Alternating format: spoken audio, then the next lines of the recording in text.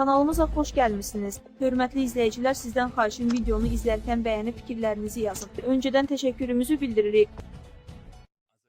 Gəncə şəhərində şagirdlərlə müəllim arasında baş verən mübahisə zamanı müəllim xəsarət alıb.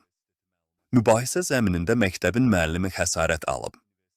Gəncə Daşkəsən Regional Təhsil İdarəsindən saytın sorğusuna cavab olaraq bildirilib ki, Gəncə şəhər Əm Mehdizadə adına 4 nömrəli xarici dil təmayüllü məktəb liseyinin hay və hay sinifində oxuyan 2 şagirdlə həmin məktəbin müəllimi 1985-ci il təvəllüdlü Əf Quliyev arasında tənəffüsdə mübahisə yaranıb.